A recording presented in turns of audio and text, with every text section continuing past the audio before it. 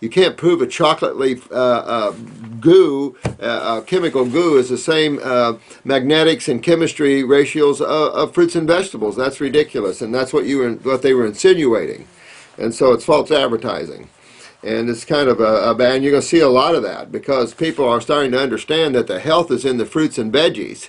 And for humans, particularly in the fruits and the berries and the melons. And people are starting to wake up to that. So it's all, you see it all over the TV. You got the Dr. Oz's out there. You have all these medical doctors coming aboard, of course, with their influences, and then they're pushing that, which is good. You can see through the ups and downs on Oz's stuff, and that's okay. The fact that he's out there promoting these things is a good thing. I really, anyone can get out there and do that. I enjoyed his people at the zoo area. Now, he could not tolerate my breast milk or soy formulas, and when he did have them, he had mucus and blood in the stool.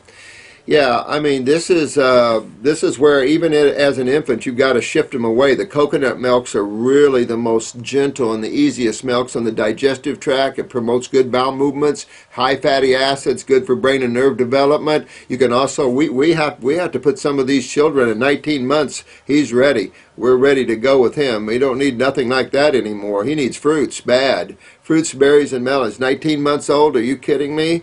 And he should be starting to eat.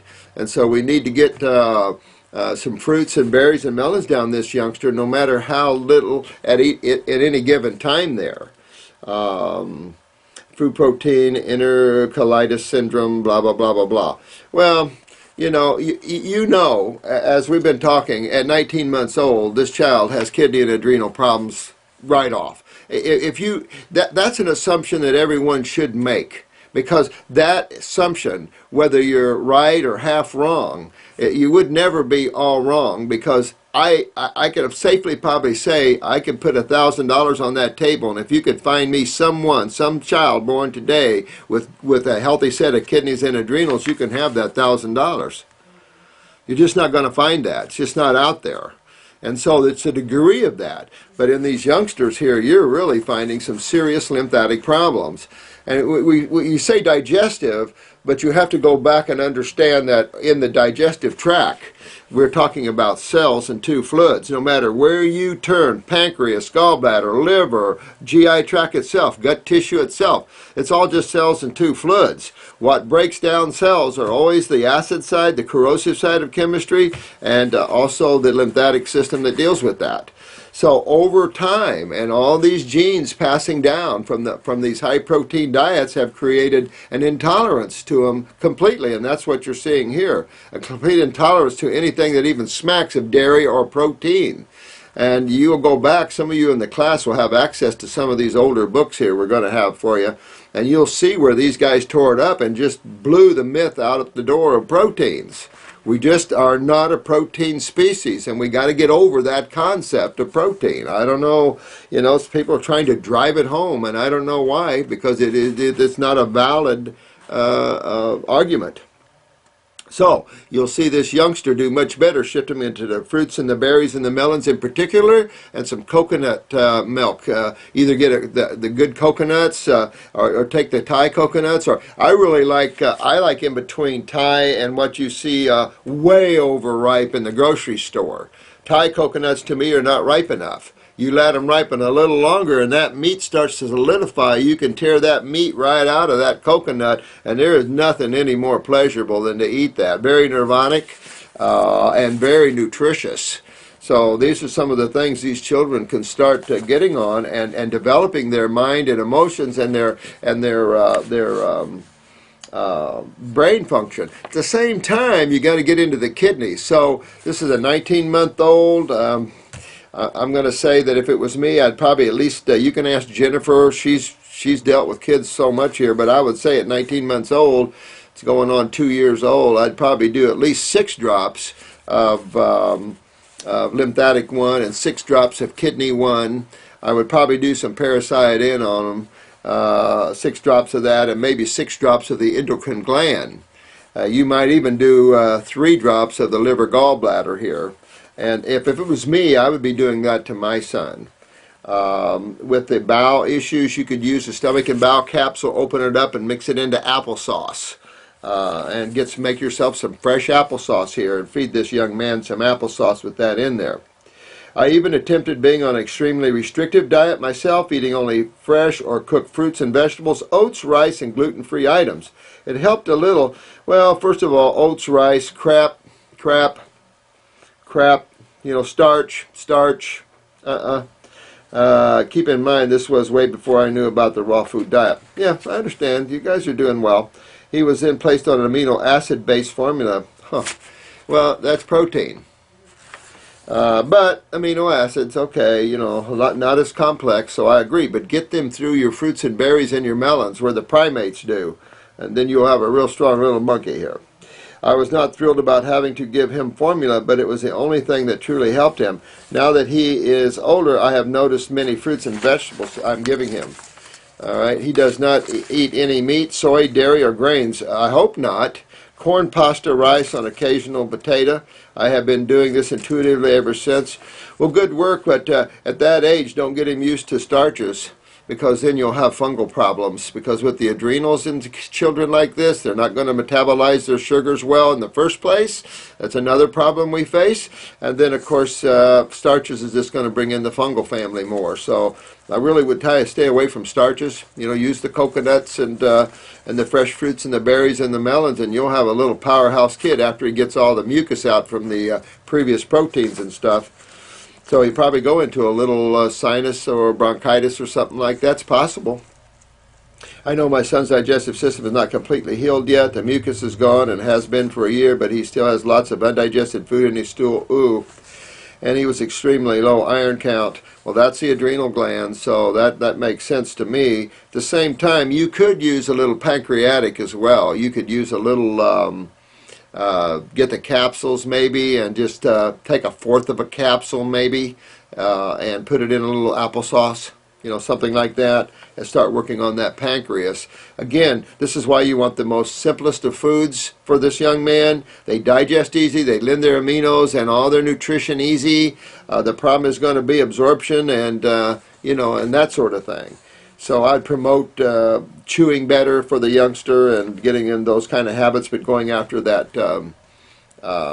Matter of fact, you could alternate. You could do a little pancreas for a couple of weeks and then do a little liver gallbladder for a couple of weeks. You could go back and forth if it's a financial problem, but you just need a little bit, just a few drops. When he got a paper cut the other day, it bled like crazy. Well, he is also craving things like ice and wanting to eat pica like hair and chalk. Oh, well, he's probably starving. I mean, realistically, he's probably not absorbing his nutrition well. And you might want to give him some greens just to give you some additional minerals and stuff, but you definitely want to make parsley a bit of that green. Got to fix it up for him a little bit with a little apple or something to make it sweet so he'll tolerate it. But I'd be very, very gentle on the greens. Let's see here. I said I have been juicing greens and giving that to him every day, along with giving him an iron supplement. He's also still drinking. You have to be careful with the iron supplements, though, because they're acidic, and you can also create more bonding that you might not want there. So be just careful with that. Get the adrenals up, and you'll see his iron going up. Poor little fella. I mean, you're just going to see a lot of this, but you see a lot of this and a lot worse out there. Just unbelievable problems here. Well, I wouldn't give him supplements, but I'd definitely give him what I was talking about. If you want to give him a little supplement, get that God's Blend powder and mix it into some applesauce or something. That's got all the nutrition in the world in it, even more so. So a little God's Blend, which is the God's Garden superfood, you can mix a little bit of that in some applesauce, highly nutritive. Got some herbs in there for the lymph and the kidneys as well. At the same time, this isn't... you're doing good with the nutritional side. It's getting the nutrition into him, and that becomes the lymphatic side. You see what I'm saying? So we get back to that lymphatic side again every time we take a look at anything like this. So you've got capsules you can open up and put just a little bit into a applesauce. You get the coconut milks, which you'll probably take down quite readily. The fruits and berries, you know how all of that's doing. Also, what are your thoughts on freeze-dried fruits and vegetables? Perfect. Okay, I mean, it's definitely a choice. Not as nice as the living, but certainly okay. They are considered a raw food. Well, I mean, anytime you alter a food in any way, dehydrate it or whatever, you're gonna change its water soluble contents, which is your flavonoids and your Bs and stuff. But with that said, it's a form. Between the frozen, I like a little better, and then of course raw is the only way. And when you're talking about a young soul there in a little human body, that little body's got to grow. Living food is what all living cells need, of course. Please know I plan to posting this to all my FPIES blogs out there to get the word out about raw diet. Yeah, these moms have got to get their babies back online here. Real important to do that. And these formulas, even breast milk, these children are not tolerating anything like that anymore. So we're having to do different things early on. The coconut milk is mostly tolerable by most infants. Which you can mix the milk and the especially if you don't get these old coconuts you get in these grocery stores, they're all dehydrated out almost. That meat should be real pliable and easy to peel off the nut there, off the shell. But mixing that and then filtering it, that would be excellent. Source keeps the bowels moving nice, and then the fruits and the berries pounding the body with flavonoids and high nutrition and high magnetics, and that boy will come out of it. And all these children will. I mean, and we're seeing this so early on, we're having to make them do the fruits and the coconuts almost out to shoot. I mean, this is part of what we're facing very serious issues here. Thanks so much, Megan, for your question there. I'm going to say that's about the best you can do. The herbs, you always want to think about the kidneys. Think about where most of the problems are in the children. Neurological, which sweeps right back to the adrenal glands. So bottom line, adrenals, kidneys, lymphatics, you're seeing that. That's reaching into the GI tract. Of course, there's no such thing as healthy GI tracts. There's no way. I could put $1 million down there on the table. Be nice to see that kind of money, but put $1 million down on that kind of table and no one would take it because there's no healthy colon in the world. This was established many moons ago. So we're really just a product of our misguided omnivorish diets that we have to get and pull back and start regenerating tissue. This is the only level that you're going to find out there, guys, that it's going to be that humans have to move to, because we've decayed so long that we can't continue decaying and keep the race. If God doesn't want the Homo sapien race, fine. But as souls, you guys want to get yourself aligned and prepare for that side of it. This is the person, Milda. Milda. I don't know which is. I've got some markings here. 2 more cases. Let me see here. This is from Lithuania. Hello there, guys. Hope you're all doing well. Let's see. First case is my brother's. He's 25 years old now. As a newborn, he was vaccinated tuberculosis, poliomyelitis.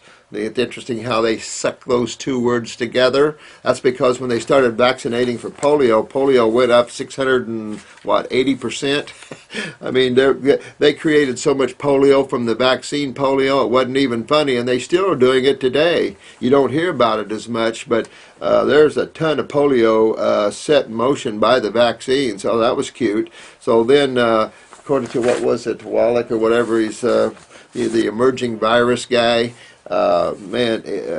which I thought was a very well written book.